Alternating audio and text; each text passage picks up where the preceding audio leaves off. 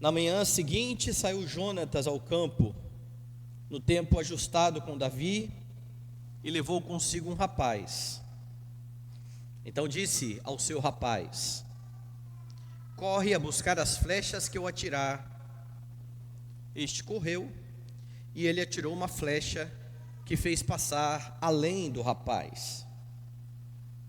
Chegando o rapaz ao lugar da flecha que Jonatas havia atirado, gritou Jonatas atrás dele e disse: não está a flecha mais para lá de ti? Tornou Jonatas a gritar: apressa-te, não te demores. O rapaz de Jonatas apanhou as flechas e voltou ao seu senhor. O rapaz não entendeu coisa alguma. Só Jonatas e Davi sabiam deste ajuste. Então Jonatas deu as suas armas ao rapaz que o acompanhava e disse-lhe: anda, leva-as à cidade. Indo-se o rapaz, levantou-se Davi do lado do sul e prostrou-se rosto em terra 3 vezes, e beijaram-se um ao outro e choraram juntos. Davi, porém, muito mais. Disse Jonatas a Davi: vai-te em paz, porquanto juramos ambos em nome do Senhor, dizendo: o Senhor seja para sempre entre mim e ti, e entre a minha descendência e a tua. Então se levantou Davi e se foi, e Jonatas entrou na cidade. Oremos, irmãos. Santo eterno Deus, bendito Senhor, exaltado e glorificado seja, Pai, o teu nome. Esse dia do Senhor, em que a tua igreja se reúne, ó Deus, em teu santo nome, a fim de entrar no santo dos santos pelo novo e vivo caminho que é Cristo Jesus. Nós rogamos ao Senhor, que certamente já aceitou as nossas orações e cânticos por meio de Cristo, que agora o Senhor se agrade em falar ao nosso coração por meio da tua palavra bendita.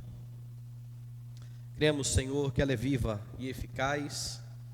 Cremos que ela é mais penetrante que espada de 2 gumes. E rogamos ao Senhor que venha então, nesta manhã, discernir por meio da tua palavra os propósitos do nosso coração, a fim de nos dar direção, a fim de nos exortar, de nos animar, a fim de nos edificar para a tua glória. É a nossa oração, em nome de Jesus. Amém. No mundo tereis aflições.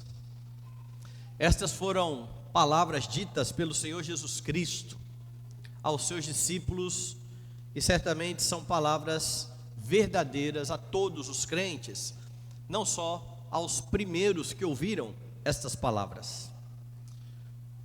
Você sabe, talvez por experimentar na sua vida, que muitos são os momentos em que os cristãos, por causa do seu amor a Cristo, acabam enfrentando provações e tribulações.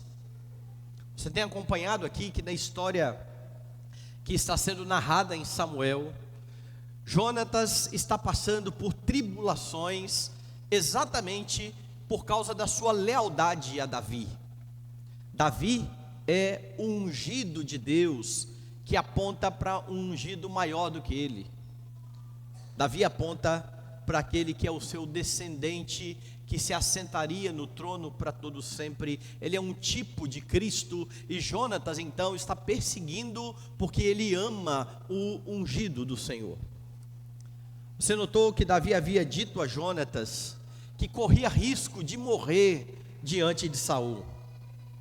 Jonatas, em princípio, não deu crédito ao seu amigo, ele não acreditou naquilo que Davi estava dizendo em relação ao seu pai.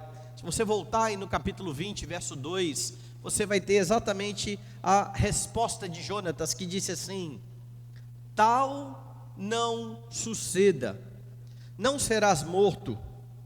Meu pai não faz coisa nenhuma, nem grande, nem pequena, sem primeiro me dizer. Por que, pois, meu pai me ocultaria isso? Não há nada disso. Jonatas está bem reticente, ele não consegue imaginar que o seu pai será capaz de tirar a vida de Davi. Mas ainda assim, Jonatas firma um pacto com Davi, a fim de ajudar o seu amigo. Ele se comprometeu em sondar o seu pai, exatamente nos dias da festa da lua nova, dia em que a família estaria reunida, a família real. E nesse dia então eles combinaram que Jonatas iria sondar para ver a reação do seu pai quando ele falasse acerca de Davi. Davi não se apresentou para a festa, e quando o rei perguntou por ele, Jonatas disse que ele havia ido adorar em Jerusalém. E então você viu no texto que Jonatas descobriu da pior maneira que Davi estava de fato certo, porque já que Davi não estava ali, o seu pai Saul, irado, atirou uma flecha contra o próprio filho. Jonatas então entendeu que o que Davi falava acerca de Saul era realidade. Jonatas, diante disso, ficou encolerizado, e eu já mostrei a você que Jonatas não fica irado pelo fato de o pai ter desferido uma lança contra ele. Ele está irado por conta da afronta que o seu pai está fazendo a Davi. A ira de Jonatas é uma ira justa. Hoje você verá no texto a execução do plano que foi elaborado a fim de avisar Davi, caso o rei não lhe fosse favorável. Porque lá atrás Davi perguntou isso a Jonatas: bom, você vai na festa, se o seu pai não for favorável a mim, se acontecer alguma coisa com você, como é que eu vou saber? Então eles elaboram todo um plano para que Davi tomasse notícia. É isso que você tem no texto de hoje, e nesse texto você encontra algumas verdades para tempos de tribulação. Verdades que você precisa tomar ciência, porque você também, por vezes, passará por tribulações, por momentos difíceis, e por vezes os crentes não sabem como agir nestes momentos, exatamente por não saber as verdades que a Escritura apresenta para aqueles que estão sofrendo em meio às tribulações. Quais são estas verdades? A primeira delas é que você, em meio às tribulações, pode e deve continuar fiel. E eu quero que você preste atenção em algo aqui. Jonatas está vivendo um momento de grande tribulação. É o seu pai que está atentando contra a sua vida. Não é alguém distante, é alguém de perto, é alguém querido, é alguém por quem ele tem afeição. E certamente as tribulações que você enfrenta com pessoas que estão longe de você são ruins, mas os problemas e as dificuldades que você enfrenta com aqueles que estão no seu núcleo familiar, elas parecem ganhar uma proporção maior, porque parte de pessoas que você ama, pessoas que estão com você o tempo todo, pessoas de quem você não esperaria tais atitudes. Lembra que Jonatas está dizendo para Davi: meu pai não seria capaz de atentar contra a sua vida, e agora ele percebe que o pai atentou contra a vida dele. Não é uma situação fácil a que ele está enfrentando, e isso certamente poderia levar qualquer pessoa a mudar os seus planos. Isso poderia levar Jonatas a mudar a sua estratégia a fim de apaziguar a ira do seu pai. Contudo, Jonatas, em vez de fazer isso, permanece fiel ao que havia combinado com Davi, e então ele parte para executar o seu plano.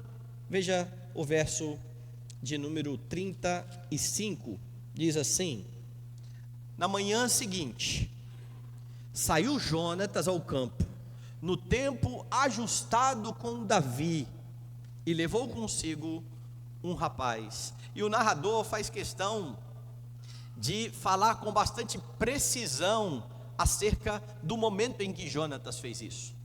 Ele não fez nem antes e nem depois, ele fez no prazo correto, no prazo ajustado. Ele está seguindo todo o plano, mesmo vivendo um dilema familiar, mesmo enfrentando uma grande dificuldade. O amor de Jonatas pelo ungido do Senhor é visto então de fato e de verdade, como no Novo Testamento você vai ser ordenado a amar. Não ameis de palavra nem de língua, mas de fato e de verdade. Isso aqui é amar de fato e verdade. É você ser fiel ao Senhor a despeito das tribulações que você está enfrentando. Então Jonatas, a despeito da situação complicada que vivia, está pronto a cumprir aquilo que havia sido acordado.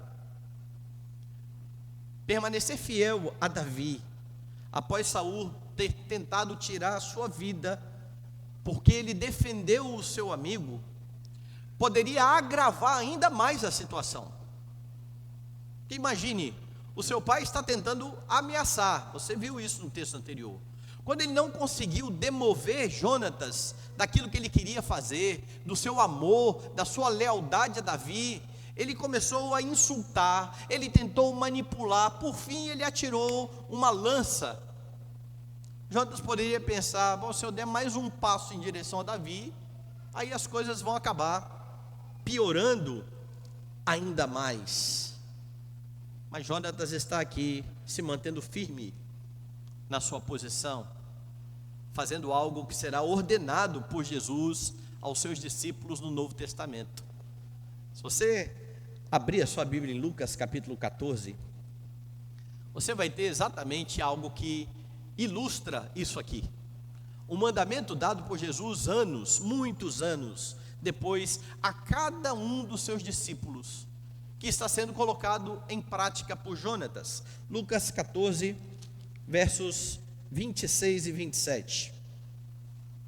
Jesus está dizendo: se alguém vem a mim e não aborrece a seu pai e mãe, e mulher e filhos, e irmãos e irmãs, e ainda a sua própria vida, não pode ser meu discípulo. E qualquer que não tomar a sua cruz e vier após mim, não pode ser meu discípulo. Veja, isso não é exatamente isso que está acontecendo lá. Jonatas está sendo fiel ao ungido do Senhor, a despeito de todas as dificuldades, do problema relacional com seu pai, do problema que envolvia ele arriscar a sua própria vida, porque ele ama Davi. É este o amor que você precisa ter pelo Senhor Jesus Cristo. Assim precisa ser a sua disposição diante do seu Redentor. Há crentes, irmãos, que nos momentos de tribulação acabam titubeando na fé. Em vez de permanecer fiéis ao Senhor, eles acabam transgredindo a lei, acabam pecando. Por vezes eles negam o seu Senhor. Lembra de Pedro? Você é um deles. Eu não conheço este homem. 3 vezes. Não é difícil que em momentos de tribulação você acabe negando o seu Salvador. Se isso já ocorreu com você, se isso está ocorrendo na sua vida, lembre-se que em Cristo Jesus há perdão e redenção. Você precisa se arrepender dos pecados, você precisa reconhecer a sua falta e então receber o perdão do Senhor. O grande problema é quando os crentes, além de não serem fiéis, não permanecerem fiéis, em vez de se arrepender, em vez de reconhecer o que fizeram, eles começam a dar desculpas. Eles começam a tentar racionalizar o pecado. Eles começam a dizer coisas assim: como é que eu iria proceder? Eu sou pecador, a carne é fraca. E a pior delas: qualquer um no meu lugar faria a mesma coisa que eu fiz. Mentira. Isso não é verdade. Jonatas não fez. Quando você diz que qualquer um faria o que você fez, você está negando o ensino da Escritura. Jonatas não fez. E vários outros crentes sustentados pelo Senhor também não fizeram, não pecaram. Honraram o Senhor a despeito de sofrer perseguições, a despeito de serem lançados para dentro da cova dos leões ou da fornalha de fogo. Fiéis. Crentes que negaram a si mesmos para amar o seu Senhor. Você sabe que é possível reagir de forma piedosa por causa do ensino de Paulo aos Coríntios. Abra sua Bíblia, 1 aos Coríntios, capítulo 10. Dê uma olhada no verso de número 13.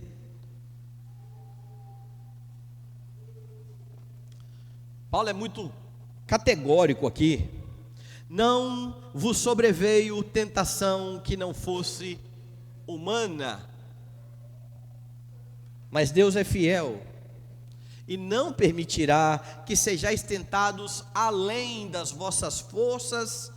Pelo contrário, juntamente com a tentação, vos proverá livramento, de sorte que a possais suportar. Você sabe o que é interessante aqui? Esse texto é uma repreensão à autossuficiência dos irmãos coríntios, à soberba, ao orgulho. É por isso que antes disso ele diz: se você pensa estar em pé, cuide para não cair.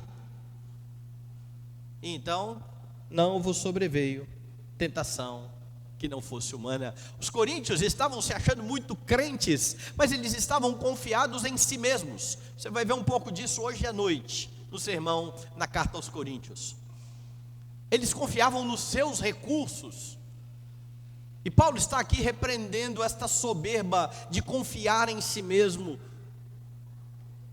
Eles precisavam olhar para Deus, para Cristo, e em Cristo Jesus eles se manteriam fiéis.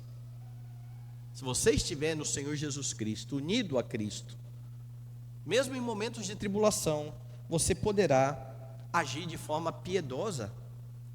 Você pode e deve permanecer fiel, porque o Senhor prometeu dar a você condições para isso. Junto com a tentação, Ele vos proverá livramento. Mas para isso você precisa manter os seus olhos fitos em Jesus Cristo. Lembrar de tudo aquilo que você tem somente em Jesus Cristo, porque é só desta forma, meus irmãos, que você vai conseguir abrir mão daquilo que você pode perder e não temerá o que pode ocorrer a você nas tribulações. Você precisa saber que você tem um tesouro maior em Cristo. Não é sempre assim que você faz. Se você tem uma oferta de emprego nova, você compara com o emprego atual.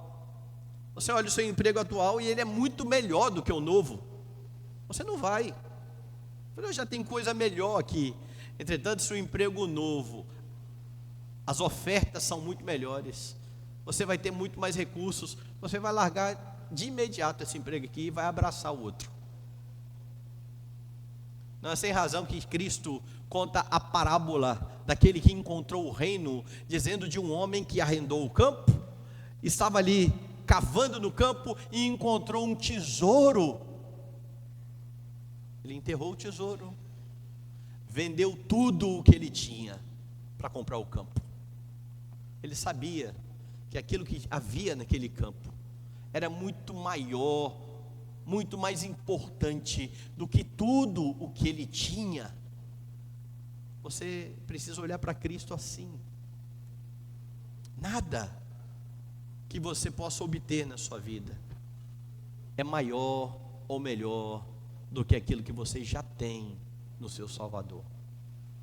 E se você mantiver isso em sua mente, e se essa for a convicção do seu coração, você conseguirá fazer o que Jonatas está fazendo aqui. Você vai conseguir fazer o que muitos outros servos fizeram pela fé. Dê uma olhada em Hebreus 11, na chamada galeria da fé, e veja o que é dito aqui acerca de Moisés, no verso de número 23. Diz assim o texto: pela fé, Moisés, apenas nascido, foi ocultado por seus pais durante 3 meses, porque viram que a criança era formosa. Também não ficaram amedrontados pelo decreto do rei. Pela fé, Moisés, quando já homem feito, preste bem atenção, recusou ser chamado filho da filha de Faraó. O povo está sofrendo no Egito. Moisés está numa posição infinitamente melhor, porque enquanto os seus irmãos estão sofrendo no Egito, ele está no palácio. Ele é filho da filha de Faraó. Então, volte a Hebreus. Recusou ser chamado filho da filha de Faraó, preferindo ser maltratado junto com o povo de Deus, a usufruir prazeres transitórios do pecado. Percebe? A ideia aqui é que Moisés renunciou àquilo que ele tinha de bom do mundo para sofrer com o povo de Deus. O que levou Moisés a agir dessa maneira?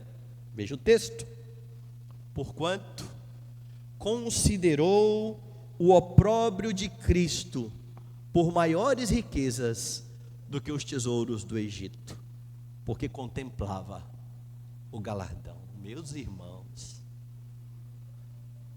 Moisés, que não teve o privilégio que nós temos de ver a cruz, de ver a obra completa de Cristo, pela fé, entendeu a riqueza que tinha no Salvador e rejeitou o mundo. Passou por tribulações, sofreu com o povo de Deus. Você pode ser fiel, você deve ser fiel nas tribulações, mas para isso você precisa manter os seus olhos em Cristo. Há muitos que sabem o que é certo fazer em várias circunstâncias da vida, mas eles acabam considerando este mundo e as coisas deste mundo como mais importantes do que Cristo. Então, para não desagradar os seus pais, não desagradar os seus parentes, não desagradar os seus amigos, não tomam a atitude que sabem que é correta ser tomada. A sua lealdade precisa ser primeiramente ao Senhor Jesus Cristo, e é Ele mesmo que irá sustentar você nas tribulações. Jonatas está sendo fiel, demonstrando que qualquer crente pode ser fiel, se mantiver os olhos no ungido do Senhor. Mas não é só isso. O texto mostra mais uma verdade para tempos de tribulações. Você deve ser cauteloso. Jonatas coloca o plano acordado com Davi em ação. Veja os versos 36 a 37. Volte lá em Samuel. Diz assim: então disse ao seu rapaz: corre a buscar as flechas que eu atirar. Este correu, e ele atirou uma flecha que fez passar além do rapaz. Chegando o rapaz ao lugar da flecha que Jonatas havia atirado, gritou Jonatas atrás dele e disse: não está a flecha mais para lá de ti? Por meio do código combinado com Davi, ele havia dito isso: olha, se eu falar, olha, a flecha está mais para cá, você vem que você está seguro. Mas se eu disser para o rapaz, a flecha está mais para lá, você vai embora. Não há lugar seguro para você neste momento. O código está combinado e ele coloca isso em execução. Jonatas está dizendo: vai embora, Meu pai está irado. E ele enfatiza que Davi deveria se apressar em fugir. Veja o verso 38. Tornou Jonatas a gritar: apressa-te, não te demores. Perceba algo importante aqui. Ao mesmo tempo em que Davi sabe o que Jonatas está dizendo, há o cuidado para que o rapaz não tome conhecimento. De novo o verso 38. Apressa-te, não te demores. O rapaz de Jonatas apanhou as flechas e voltou ao seu senhor. Quem está aqui então é alguém de confiança. É o rapaz de Jonatas. É alguém que auxilia a Jonatas. Como servo, este deveria ser fiel a Jonatas, o seu senhor. Mas ainda assim, Jonatas não está dando a conhecer o seu plano a este seu servo. Esse moço não tem a menor ideia do que está acontecendo. Verso 39. O rapaz não entendeu coisa alguma. Só Jonatas e Davi sabiam desse ajuste. O pacto aqui é entre Davi e Jonatas. Ele não comunica a mais ninguém que está fora do pacto. A lealdade é aqueles que estão em aliança. Esse rapaz não está no meio da aliança. Ele não pertence ao pacto. Você sabe o que é interessante você lembrar aqui? É de outra ocasião, que está registrado lá no capítulo 14. Volta lá, algumas páginas aí da sua Bíblia. Porque lá no capítulo 14, Jonatas está diante de uma situação em que o seu pai está amedrontado como rei. Os filisteus estão vindo para cima deles. Ele olha para o pai não toma a dianteira da guerra, e Jonatas sozinho não, com o seu moço, com o seu escudeiro, somente os dois irão enfrentar os filisteus. Então dê uma olhada no verso 6. Disse, pois, Jonatas ao seu escudeiro: vem, passemos a guarnição destes incircuncisos. Porventura o Senhor nos ajudará nisto, porque para o Senhor nenhum impedimento há de livrar com muitos ou com poucos. Então o seu escudeiro lhe disse: faze tudo segundo inclinar o teu coração, eis-me aqui contigo, a tua disposição é a minha. E eu quero lembrar você o que eu disse quando eu preguei esse texto. Note a linguagem pactual aqui. Saul, que é o rei que deveria estar à frente do exército, foi para isso que ele foi feito rei, está amedrontado, passivo. Ele não crê que Deus irá desbaratar o exército filisteu. Jonatas tem fé nisso. Ele toma um rapaz e fala: vamos, estes incircuncisos não podem nos vencer. Nós somos o povo do pacto. Eles não têm chance contra nós. A guerra deles é contra o Senhor dos exércitos.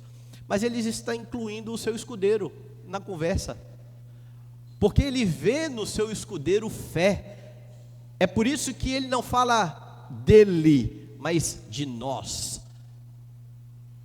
E a evidência de que esse escudeiro era alguém temente a Deus é que no verso 7 ele está dizendo: faze tudo inclinar o seu coração, a tua disposição é a minha disposição. Ou seja, neste momento de aflição e de tribulação, Jonatas tem ao seu lado um escudeiro, um moço que ele confia. É um irmão, é um crente, é alguém que faz parte do pacto. Ele não vê essa mesma disposição naquele moço. Ele não compartilha com aquele moço. O moço não tem ideia do que está acontecendo. Isso mostra cautela. Há muitos crentes que não têm essa cautela. Eles esquecem que os seus amigos não crentes, espiritualmente falando, não são amigos, são inimigos. Cristãos tratam seus inimigos com amor. Nós amamos os inimigos, sem esquecer que quem está fora do pacto com Cristo é inimigo de Cristo, é inimigo da igreja. Não há neutralidade. Ou você é amigo de Cristo, ou você é inimigo de Cristo. Não há um terceiro grupo de pessoas. Há muitos que esquecem isso. Tomam seus amigos não crentes, abrem o seu coração para os seus amigos não crentes. Pedem conselhos para os seus amigos não crentes. Pedem direcionamento a pessoas que estão em oposição ao Senhor Jesus Cristo. Isso não tem nada a ver com cautela, isso é imprudência, isso é pecado. Porque bem-aventurado é aquele que não anda no conselho dos ímpios. Como é que você, como crente, vai tomar um ímpio, alguém que não ama Cristo, pelo contrário, alguém que odeia o seu Senhor, e vai pedir, me dê direção? O que você acha que eu deveria fazer? Essa pessoa não tem condições de dar a você um conselho que levará você a agir de forma que glorifica a Deus. Você precisa ser cauteloso. Mas volte ao texto. Antes de Davi partir, Jonatas irá se despedir dele. Mas ele continua cauteloso. Antes de encontrar Davi, ele vai se certificar de que tudo está seguro. Veja o verso 40. Então Jonatas deu as suas armas ao rapaz que o acompanhava e disse-lhe: anda, leva a cidade. Jonatas arruma um jeito de despedir esse rapaz. Ele não quer que esse rapaz fique ali. Ele sabe do risco que é este rapaz ver o seu encontro com Davi e falar ao seu pai. E então ele entrega as armas e diz: olha, pode ir embora. E só depois que estas coisas estão estabelecidas é que ele irá se encontrar com Davi. Eu já falei aqui em sermões anteriores que você não deve se expor de forma desnecessária. E aqui você tem mais uma vez essa lição da Escritura. Há muitos crentes que acham que piedade e fé é se colocar em situações de risco à toa. A Bíblia nunca ordena isso. Sede prudentes como a serpente. Eu já mostrei que Cristo, em muitos momentos, porque não era chegada ainda a sua hora, quando as pessoas iam para prendê-lo, ele se ocultava, saía, fugia daquele lugar. O Senhor Jesus Cristo nunca se expôs de forma desnecessária. Ele também nunca temeu enfrentar o perigo, e é por isso que ele se entrega à morte em ocasião oportuna. Peça sabedoria da parte de Deus, para que você seja cauteloso em tempos de tribulação. Honrar a Deus não significa ser irresponsável ou ser imprudente. Você vai precisar de sabedoria e de intrepidez, para não fazer aquilo que eu já mencionei nos sermões anteriores: chamar o seu medo de cautela, porque medo não é cautela, medo, é pecado, é falta de confiança em Deus. Mas também para não fazer o contrário, chamar a sua irresponsabilidade de coragem em nome de Deus, porque irresponsabilidade também é pecado, pode ser só tolice da sua parte. Em tempos de tribulação, você precisa ser cauteloso. Mas há uma última lição no texto. Em tempos de tribulação, você pode experimentar paz. Veja agora a despedida de Jonatas e Davi. Os versos 41 e 42 vão narrar a emocionante despedida dos amigos. Indo-se o rapaz, levantou-se Davi do lado do sul, prostrou-se o rosto em terra 3 vezes e beijaram-se um ao outro e choraram juntos. Davi, porém, muito mais. Disse Jonatas a Davi: vai-te em paz, porquanto juramos ambos em nome do Senhor, dizendo: o Senhor seja para sempre entre mim e ti, e entre a minha descendência e a tua. Repare os detalhes. A ação de Davi aqui, se prostrando diante de Jonatas 3 vezes, demonstra o reconhecimento de Davi para a dívida que ele tem com seu amigo. Davi não é altivo. Davi sabe que vai ser o rei. Ele poderia de forma soberba dizer: não faz mais do que a sua obrigação, Deus já me ungiu, me sirva mesmo. Não. Diante da bondade do amigo, diante do amigo ter arriscado a vida, ter enfrentado o próprio pai, Davi está aqui se mostrando reconhecido.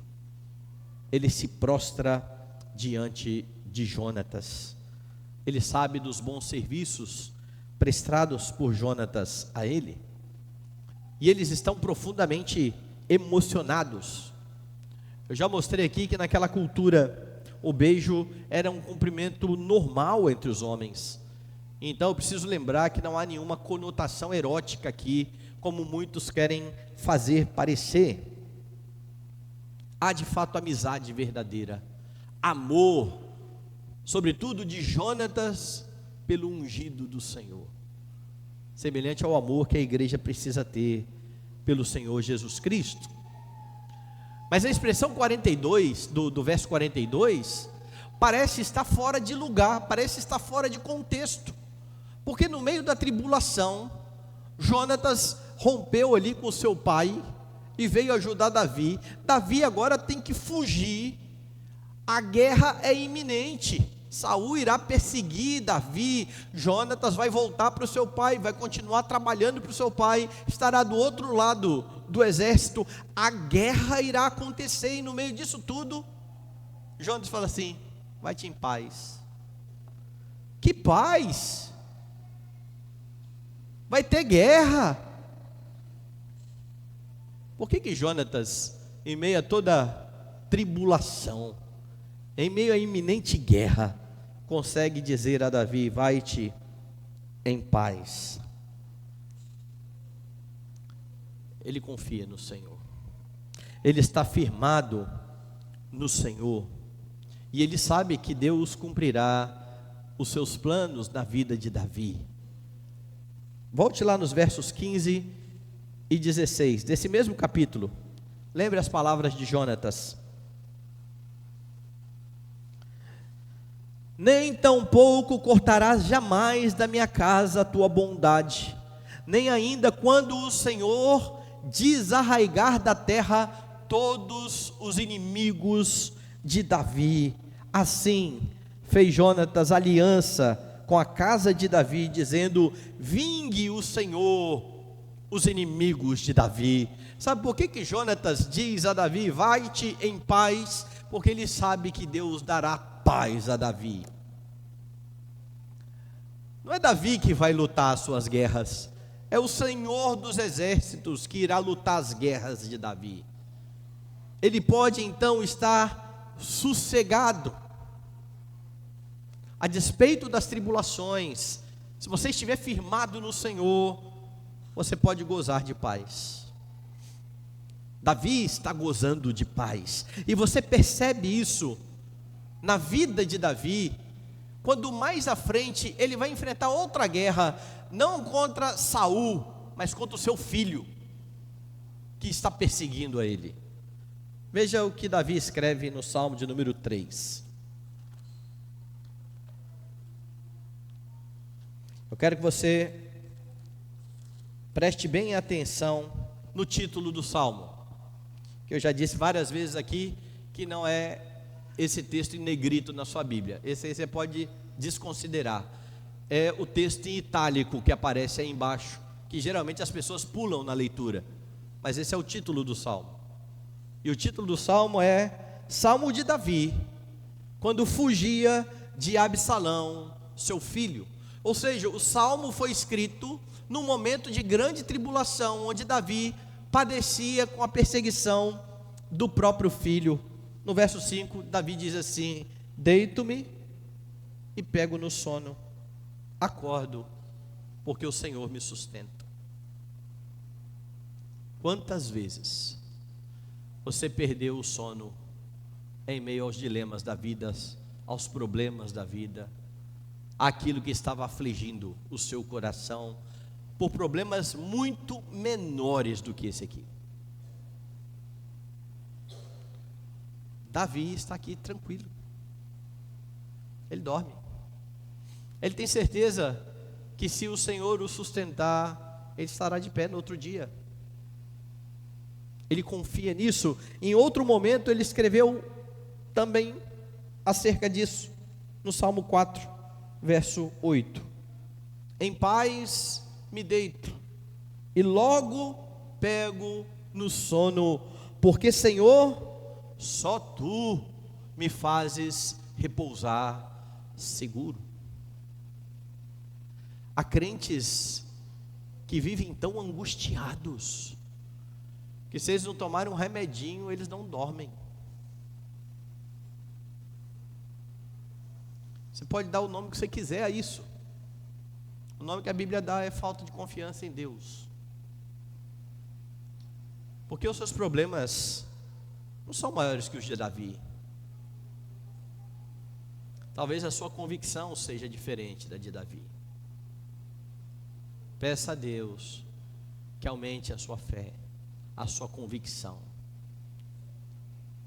Conheça o seu Senhor, conheça o seu Salvador, porque quanto mais você conhece o caráter do seu Senhor, mais você estará seguro, mais você descansará.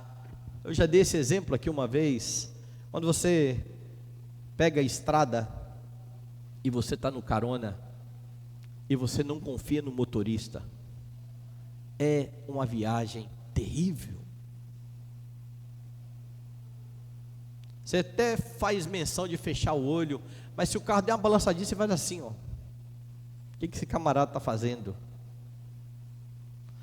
Mas se você confia no motorista, você apaga aqui e acorda lá em São Paulo.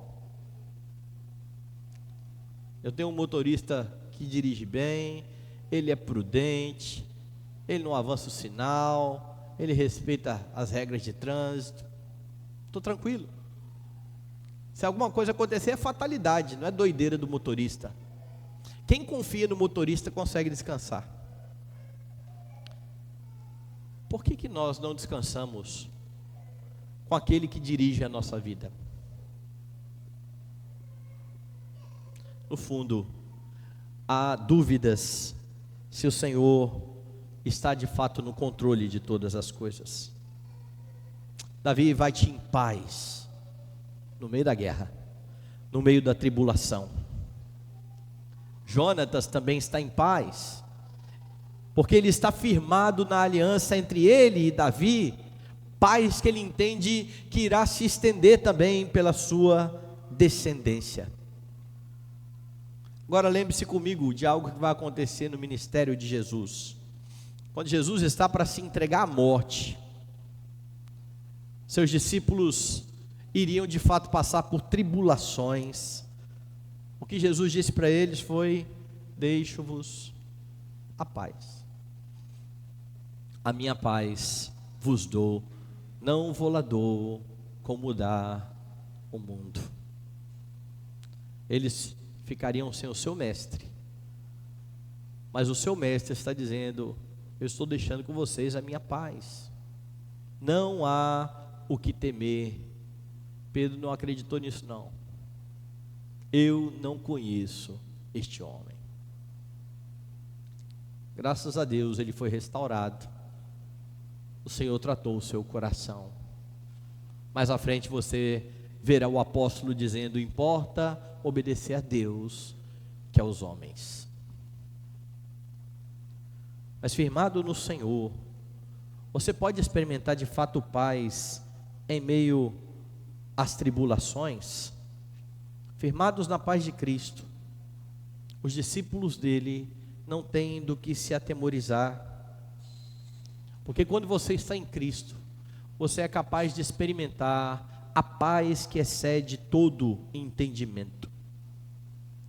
Satisfeito nele, não há o que temer. Você tem essas expressões nos Salmos: o Senhor é a minha luz, a minha salvação. Do que eu vou ter medo? O Senhor é a fortaleza da minha vida, a quem temerei? Isso é paz em meio à tribulação, paz em meio à guerra. Mas você tem crentes, pessoas que dizem amar a Cristo, que vez por outra no meio dos seus problemas, acabam dizendo assim: eu só queria um pouco de paz. Você tem.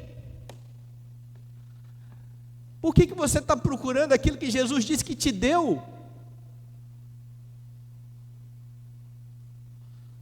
Você já saiu de casa procurando a chave do carro que está no seu bolso? Ou o celular que você botou aqui no bolso, trocou de bolso, né? Botou no bolso de trás. Você sempre coloca no da frente, colocou no bolso de trás, botou a mão, cadê? E ficou na casa inteira procurando o celular que está com você? São os crentes que estão procurando paz. Cristo já deu a paz. Por que então, pastor, que eu fico assim? Por que eu não consigo sentir isso? Porque você talvez não esteja querendo paz.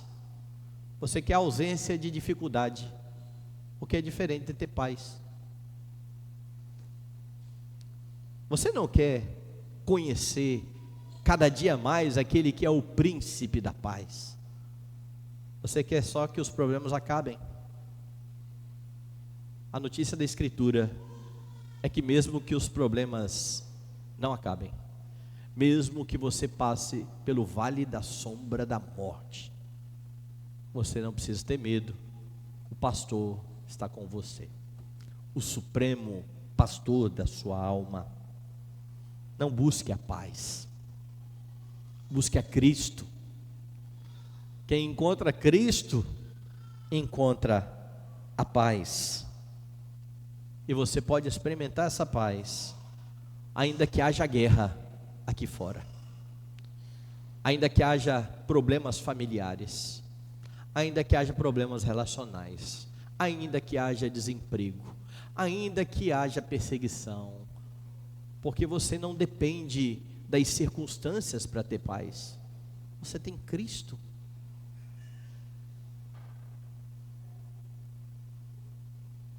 Ou você acha que essas coisas são mais importantes do que Cristo? E é por isso que mesmo tendo Cristo, você não consegue estar em paz. Volte os seus olhos para o príncipe da paz. Você precisa estar bem convicto destas verdades aqui para os tempos de tribulação. A primeira delas, você precisa continuar fiel. Mesmo fiel, você precisa ser cauteloso.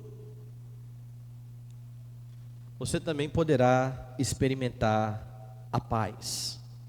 Davi e Jonatas, eles acabam se separando, e eles só se verão novamente em mais um momento, depois disso aqui. O verso 43, então se levantou Davi e se foi, e Jonatas entrou na cidade. Entretanto, pela providência de Deus, as ações de Jonatas em favor de Davi livraram Davi de Saul. E isso contribuiu, meus irmãos, não somente para que Davi chegasse ao trono, não somente para que Deus cumprisse a sua promessa de levar Davi àquele trono, mas isso contribuiu para que o rei que procederia de Davi, ou seja, o Senhor Jesus Cristo, se assentasse no trono para todo sempre,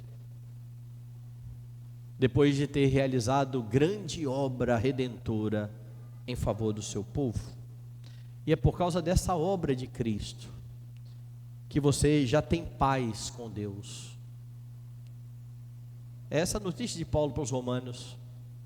Justificados, pois, mediante a fé, temos paz com Deus, por meio de Jesus Cristo, o nosso Senhor. Quem está em paz com Deus, não precisa temer as tribulações. Quem está em paz com Deus, pode descansar no governo de Cristo, o Rei soberano. Isso não quer dizer que você vai viver de forma irresponsável. Com a sabedoria de Cristo, você vai se portar de forma cautelosa, mas também não vai negociar a sua fidelidade. Quando você falhar, e você vai falhar, você também pode se lembrar que em Cristo você encontra pleno perdão quando você se arrepende. Por causa de Cristo, por causa do pacto, o Senhor está com você. O Senhor está com a sua descendência. Viva então os seus dias em fidelidade, ensinando aos seus filhos o temor do Senhor, para que estes também experimentem em Cristo a paz com Deus, paz que excede todo entendimento.